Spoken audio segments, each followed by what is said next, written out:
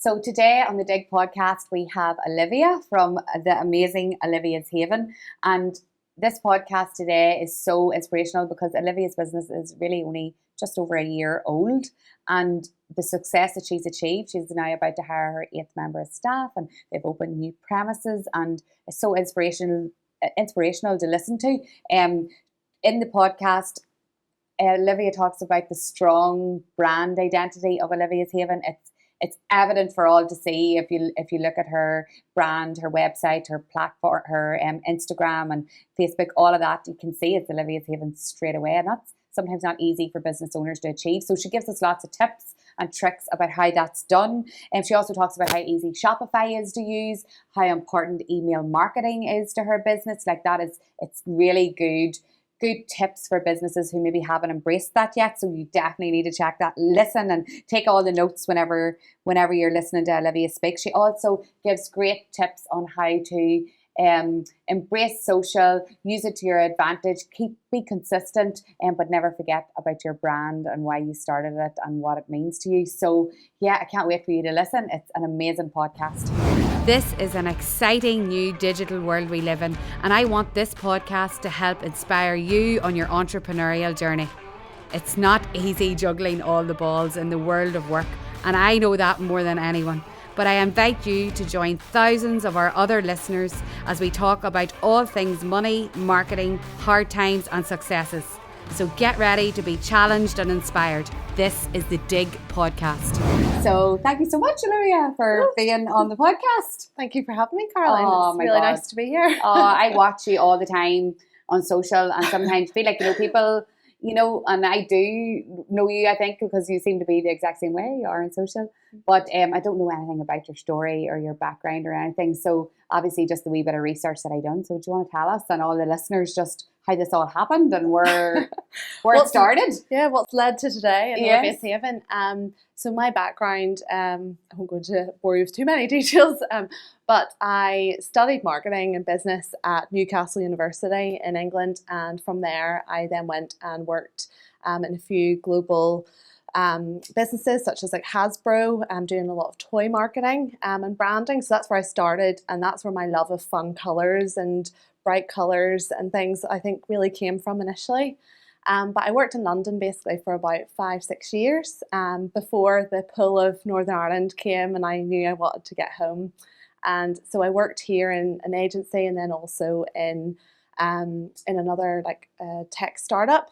And then from there, I was always in marketing and always in branding jobs. And then from there, I ended up taking redundancy from my last job in February, on the 27th of February in the morning. And I left and I put my website live that night.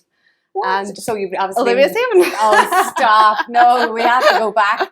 So... No. Obviously, so no, I had always wanted to start my own business. So it was always...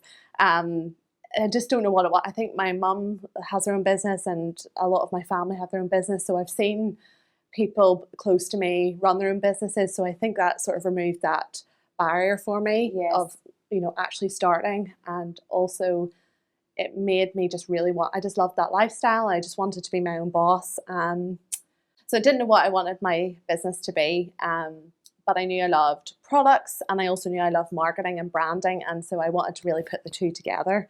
And I remember one day I was just looking, I'd started so many businesses in my head and done sketches and things of different brand plans that I had created and marketing plans and product plans.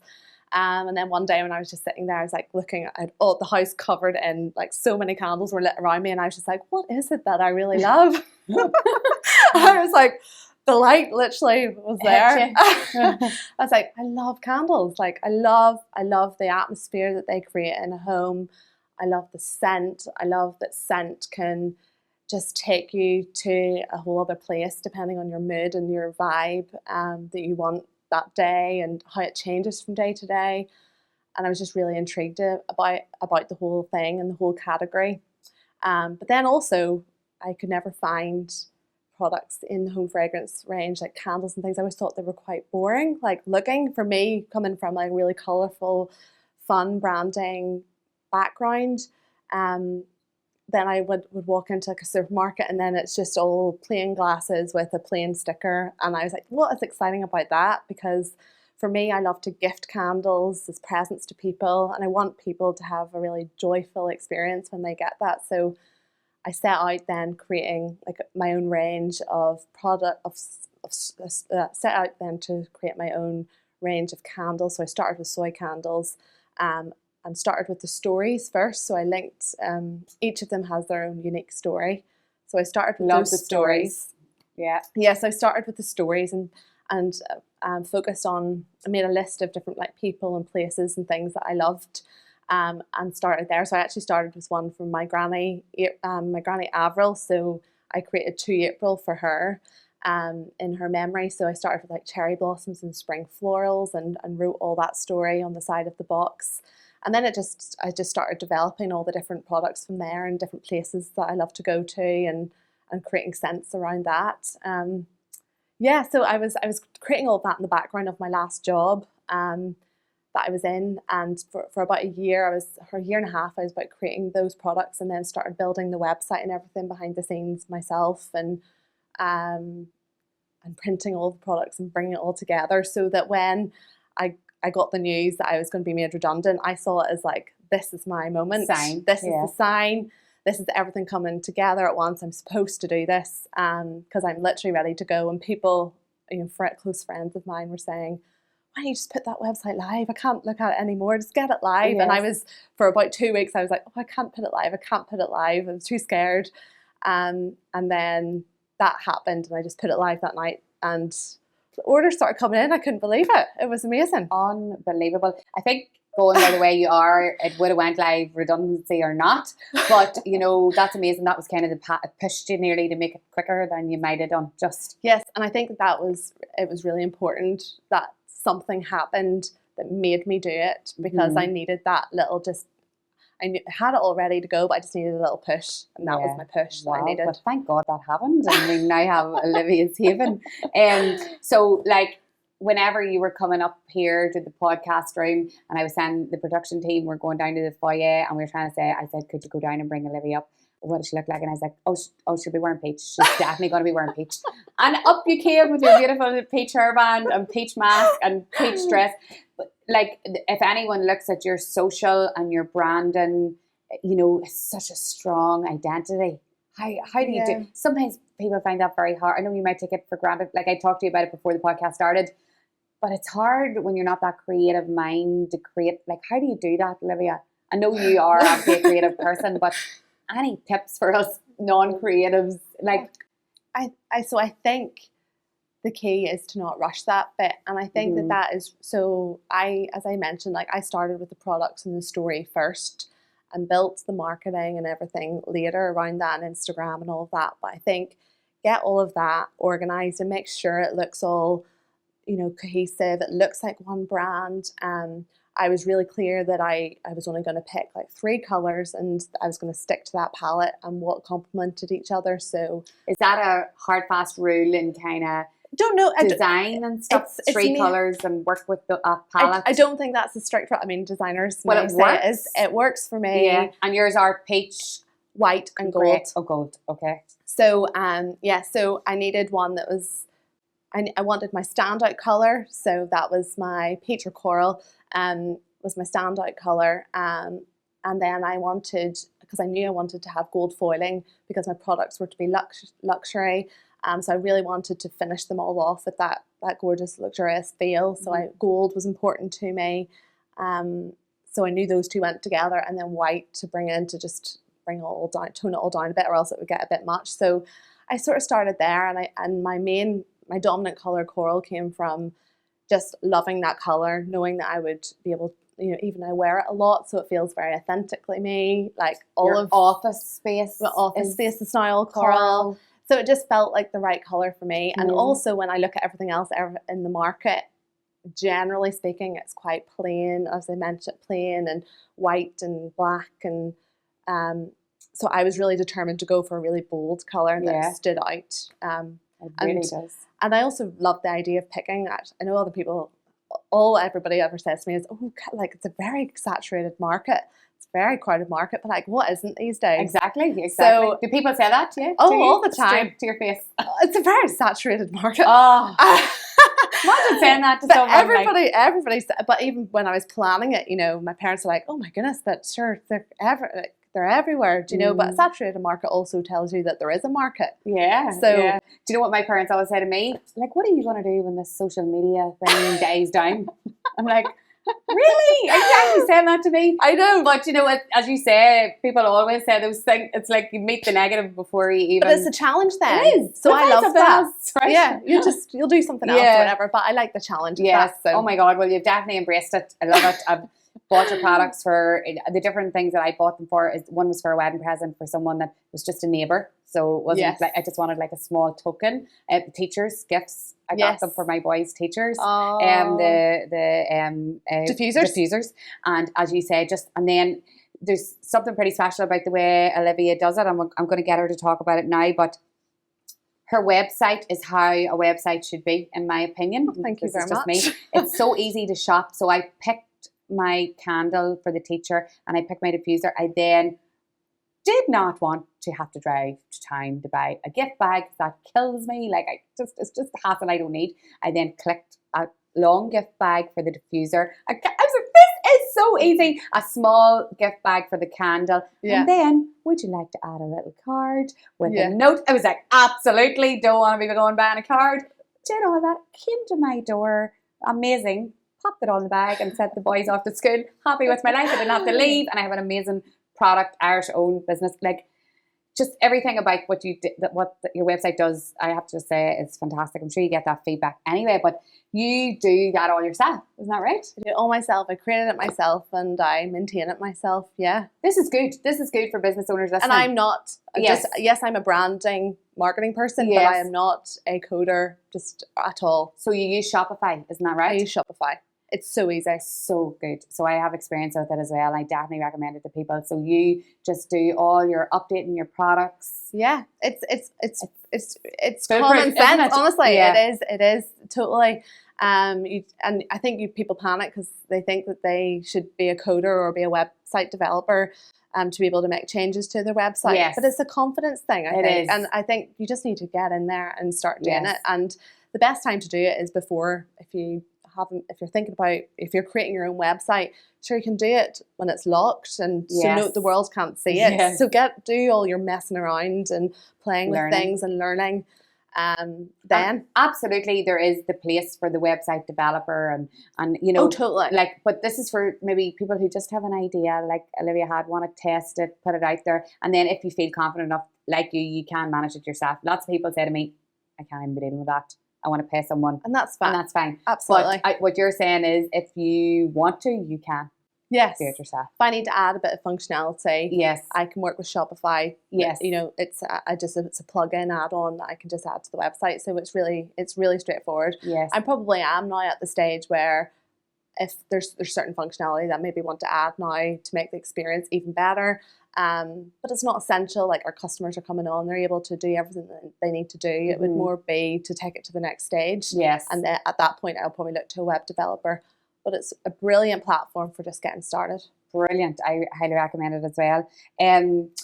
I've written here, and I kind of skipped on to Shopify there, but any tips for business owners trying to create that? I'm going to talk about Instagram first, so that aesthetically pleasing grid you have. So I went on last night to just refresh what it's like.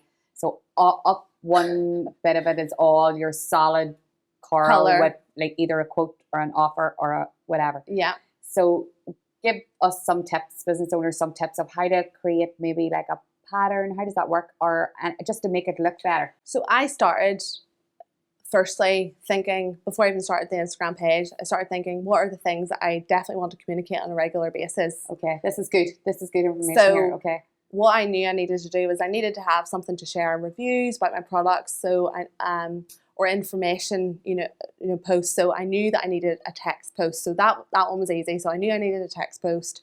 Then advice which I was always told was just make sure your face is a part of your brand. So that came easy. I was like, right, okay, I'm going to have one that's dedicated to people and always putting people in one bit of it. And then the other one was obviously going to have to be the products. Products. So that's Wow. just Well, how that- it began. And then I've just kept it going, and then it's just worked. It's honestly, that is as much planning that went into it, but the amount of people who say about it, I would say, like, don't copy other people as Yes. well. Like, make sure it's right for your business and what you need to communicate. So a text post may not be right for your business or whatever you're doing, but it works for us and what we Yes. need to do. And a face post might not be right for your business if you're more like a bigger brand Yes, or whatever. exactly. But that's a good kind of structure Yeah. for people to think about. Three things they want to get. Think about like 3 things that you need to communicate Yeah. every week, and is there something in that that you can keep that you can making keep the it flow. to keep it consistent. Yeah, because I find 3 is easy. It also helps with my head with planning social media posts. For me, I need like a wee bit of structure, so then I know, right, okay, I need to come up with, you know, a people post, or I need to come up with a product post today, or it just helps with my planning rather than just having all the possibilities, Yes. which can be overwhelming. It Yes. helps me focus.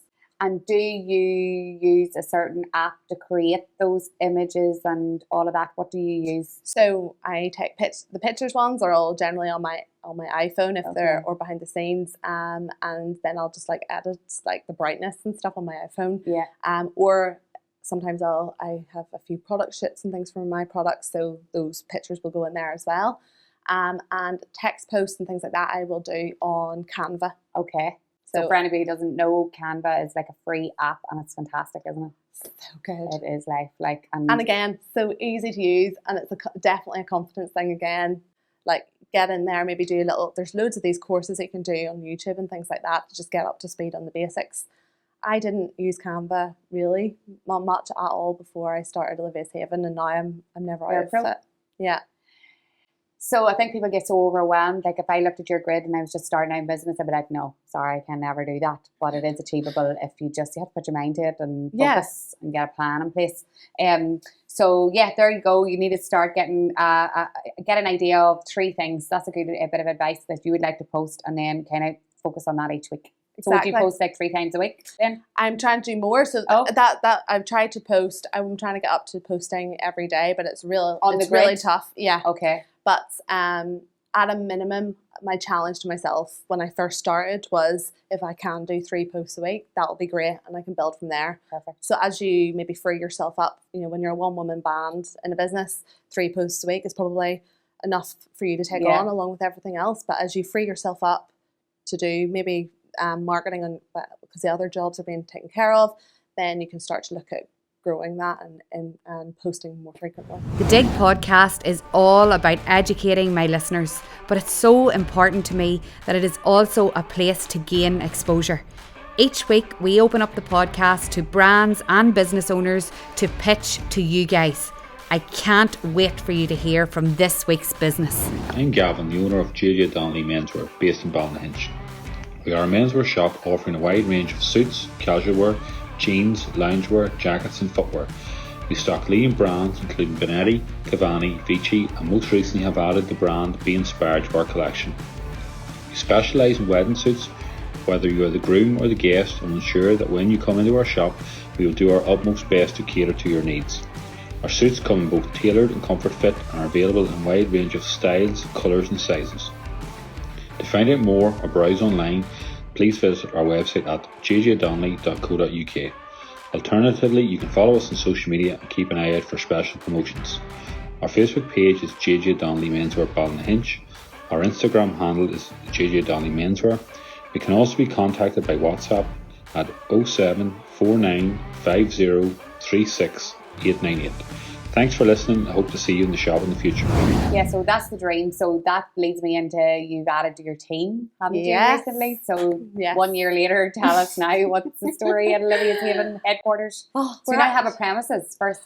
We have a premises, so we've moved out. My parents were so basically COVID hit as soon as well. So I started the business end of February, and then COVID hit like 2 weeks later.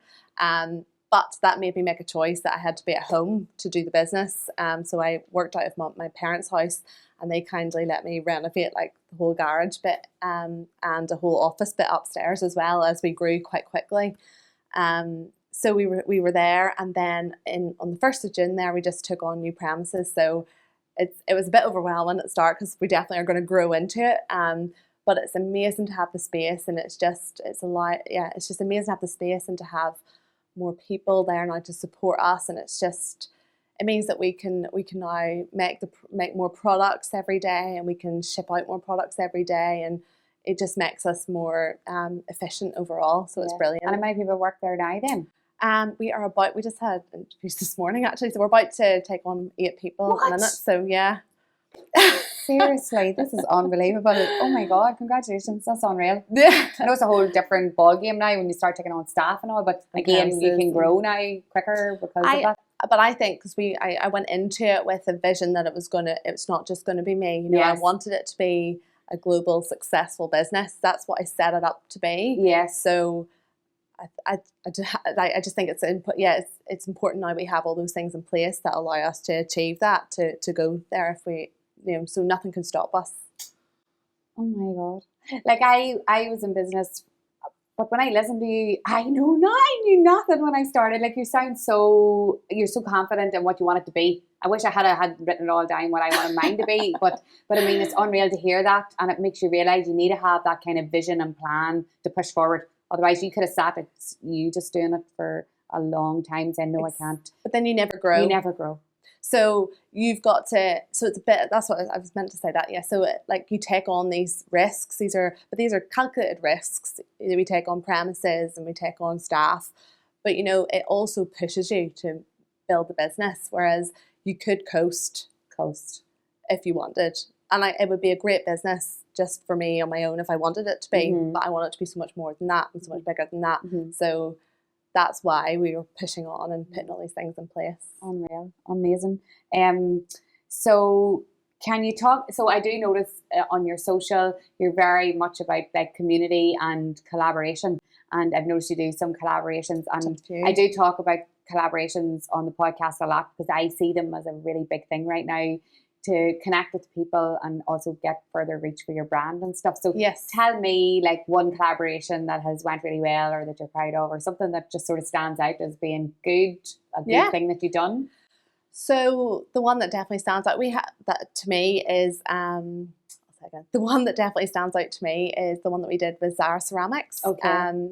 She is a local girl to me in Ballymoney. And she is doing phenomenally well with her own ceramics business. And she had never made anything.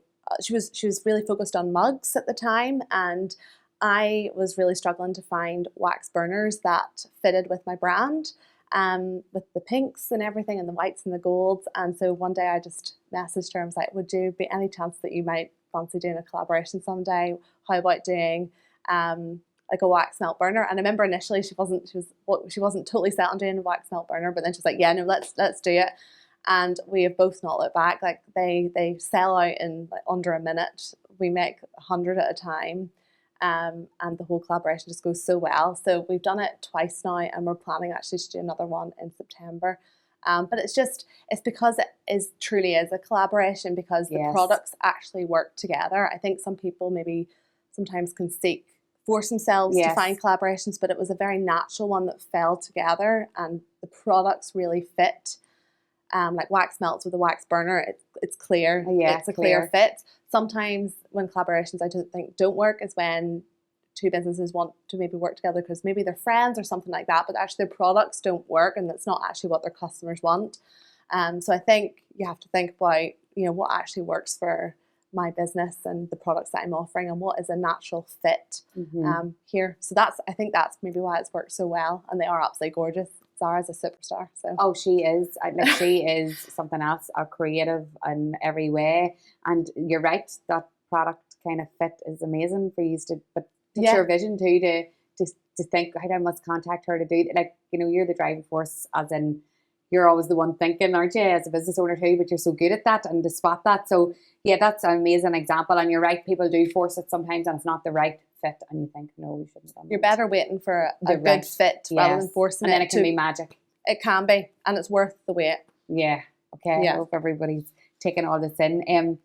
So social media, like, I mean, you both know, like, it takes you to be consistent, and it can be exhausting, and it's hard work, but it's worth it, isn't it? It is totally worth it. Yeah. It is worth it. I'm so excited to be able to finally launch the Digg Social Academy. It's something that I've been working on for so long, so the excitement is real. It'll be my first online course and one that I just can't wait to deliver. It's a social media bootcamp and is suitable for anybody wanting to learn techniques on how to navigate through Facebook and Instagram. I know that's not easy sometimes. So as well as learning to navigate through those platforms, we'll also learn how to create content that gets you noticed online. So if you would like to be part of the Social Media Academy, then follow my Instagram, Digg for Success, send me a message and I'll send you a direct link to the course. It's gonna be amazing. So how do you approach the social media thing? Like, you are very consistent, but what is your strategy in social, like on store? I suppose I'm talking about like your vocal, your stories and stuff. What do you kind of focus on for? So I don't really, so one thing I don't do, everybody asks me, do you schedule posts and all of this type of thing? No, I don't. Okay. I do everything like That's myself live. Mm. Don't schedule, because I find that mistakes can be made when things are scheduled, or it doesn't come up in the grid right, or something could go wrong and you're not focused and you're not there to see that go live. Yes. So I'm really, conscious of that. So I post them all myself, not scheduled. And stories, again, I don't plan them. One thing I try to do is just get my face on there every day and chat to everybody. And I don't, if I just do one quick chat and then I'm off, I don't, labour either. Yes. I don't stay on all afternoon. I don't have time to. Yes. But you've shown up. You show up and show a bit behind the scenes, and actually that we're making these products here in Northern Ireland. We're doing everything from scratch, and I just like to show that all off. And I love showing the team off as well behind the scenes. Think they're magic. So I genuinely love it, and I'm just showing off a little scene from our day. So it's not overly planned. It's just what we're actually doing that day. And I think people forget that it can just be something simple like that. Like, I watch you and you have all the products laid out that you're going to post. Oh, I love seeing that. I'm like, oh, what did they order? People love that. I love that. And then Olivia will talk you through, somebody's ordered our beautiful pickering. What's the one? The blue, is there a blackberry picking today? And I'm like, I must get myself another one. So there is a sales focus behind, there's a science too, because I do then start to think, I must get myself another one of those. So I think it's the easiest way as a business owner for Olivia's Haven, it's the easiest and most efficient way for me to show off our product range. Yes. More regularly. So that's why that works for us, because we genuinely put the products out every day and then start posting them. So it's the easiest way for me to just show off our range. You don't know, every day you get new followers and stuff like that. So loads of people haven't seen it before. So it's just showing that off. And then loads of people maybe check out of Instagram for a month or two and then come back, and you're just reminding them that, we have diffusers here, we have candles here, we've got gift boxes here, and they're ready for you. I know. And you know what? Sometimes people watch your content, but they're not actively consuming it. I know that sounds stupid, but they're looking at it. But the more you show them, the more then it hits through for them to make a purchase, So it's just about being top of mind and just doing it. So try to do that a couple of times, because it's the easiest way for me to do it. I'm not going to set up, if I had to go off and set it all up in like a full product shoot or something, that's going to take me half a day and then filming it, and it takes up too much of my time. But right now it works for me because I'm the only person who's doing any of the marketing and branding there. So it's the most efficient way for me to use my time to also show off the range. I think it's such a good example, because people get so caught up and I don't know what to post about and I don't know what to do. And, if it's retail, show everything people ordered online, that night, or what was your best selling product the day before. Or you just have to think on your feet without having to give yourself a whole big photo shoot and all of that. Doesn't have to be as complicated as that. Not at all. And I genuinely don't plan any of it. So I just start filming and then just see what happens. Yeah. And I try to always have the rule that I don't discard the story unless I properly made a mistake. I will just keep going, because that's time. And so try to just keep going. But I think people like it because it's just actually real. Yeah, no, definitely. It's just my day. I agree. And I just have to talk about this. Who stayed with you this year? Because everybody's going to say, why did you not ask her? Why did you not ask her? I was wondering if that would come up. Tell us what happened. How does that even happen? Tell us. So my parents have our houses on booking.com and things like that, and we had Disney were over filming for Disenchanted, so they had cast members and stuff coming over, and we had another a member of the cast there the previous weeks, a couple of weeks before, and I think that they had recommended that it was like a nice place to, because there's lots of gardens and things like that, and there'd no chance that they'd be discovered there and stuff like that. Until you leaked it, but you leaked afterwards, didn't you? Whenever it was okay to. When it was afterwards, when he had left. But yes, I remember my mum was like, "Do you know Patrick Dempsey's coming to stay?" And I was like, "What? What do you mean? Like the Patrick Dempsey?" She's like, "Yes, he's coming on Sunday for 2 weeks." I was like, sorry?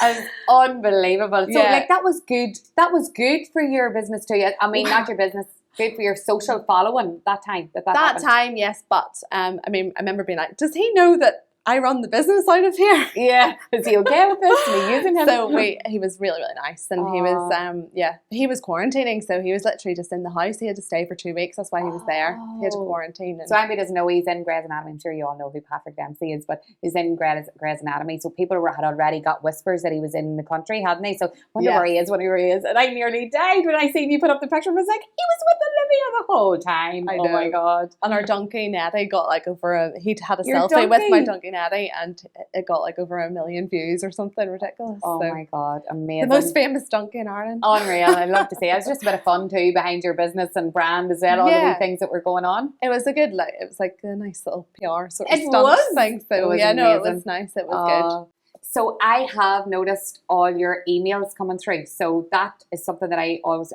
sign up to brands just to see what their emails are going to be. Me Sometimes too. I'm kind of nerdy like that, but your consistency is unbelievable. It hits me every time. I don't want another candle at the moment because I have enough. But I mean, I'm like, maybe we should get another Olivia's candle, because you sent me through the offers, the gift card. I used it. That was a really good thing. So talk to me about email marketing.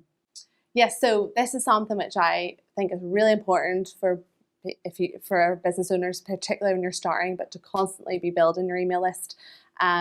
We have done it from the very start, from day one. I've been building it just from simple things like having a footer on your website, which allows people to sign up, having a pop-up to encourage people to sign up, maybe offer an intro discount, such as 10% off your first purchase. But it's just so important, email, because you can't rely on social media to reach your customers. Whereas email, you send that out and it's definitely going to hit their inbox and they're going to see it. Now they can obviously choose to ignore it, but at least it's reached them. Whereas with stories and the Instagram grid and stuff like that, with algorithms, you just don't know if your customers are going to see you that day. And particularly it's important when we launch new products, and we need people to know that we've launched that new product today. But if if we're not in favor with Instagram that day, then it makes for maybe a rubbish launch.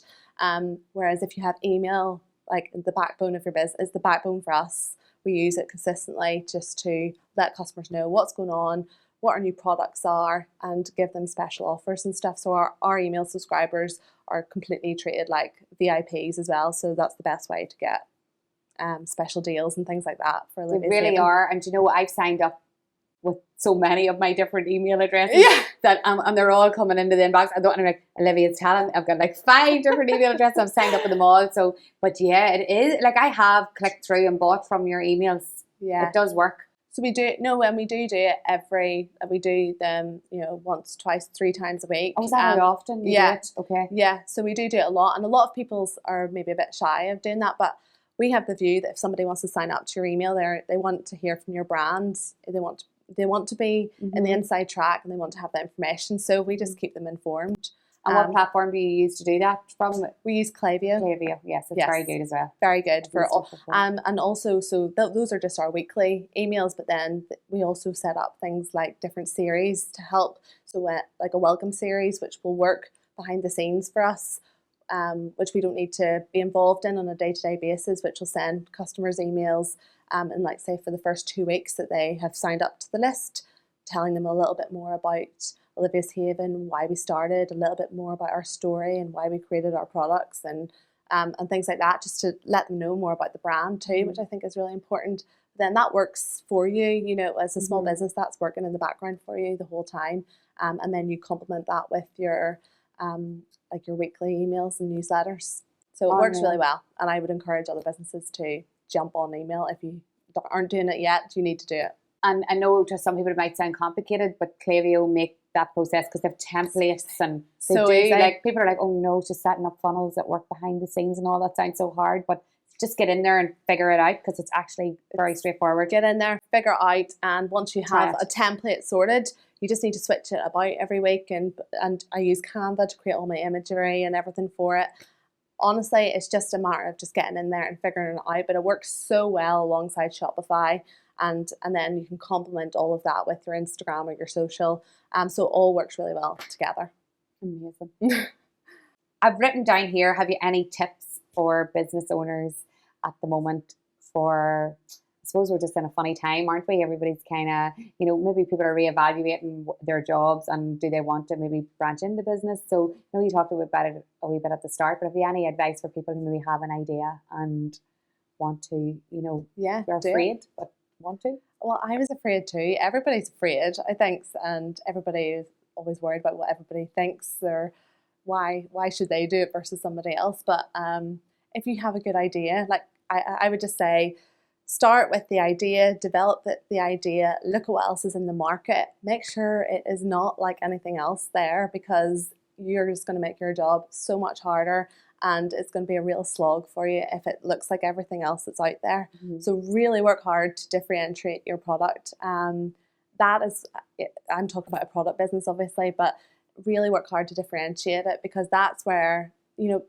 your customers will find you. And the fact that we're a straight to consumer business, so we're able to that was a business decision that we made, which meant that we're able to put more quality products into, ingredients and things into our products to make sure that they are the best that they can possibly be, because we're not losing margin out to wholesalers. So there's all these considerations at the start when you're starting a business. But I would say just make sure your idea is, make sure you love it.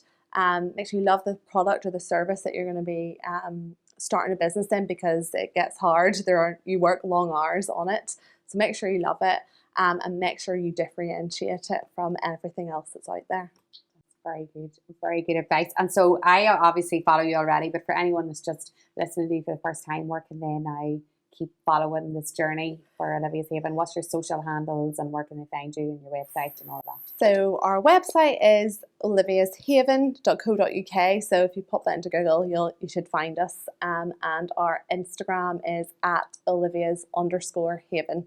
So you'll be able to find us there. Those are sort of our two main places. Amazing. Okay, I know everybody's going to be going to check out that grid now whenever they get off this podcast. But thank you so much for joining me, and so lovely to meet you finally in face to face, because we're always just messaging over social. And hopefully this isn't the last time. We get to meet again soon, and when events start happening and we get out and about again. Oh, can't wait! I know. Thank you so much, Olivia. No, thank you, Caroline. Thank you so much for tuning in to another week of the Digg podcast. If you missed anything, we've made some show notes for you with all the links and all the good stuff we've talked about today. Remember, if you do listen to an episode, screenshot it and share it on social. Remember to tag me so that I see it and I can reshare on my platform. I love to see everyone tuning in each week. It has been an honour to be your host. I look forward to our next episode.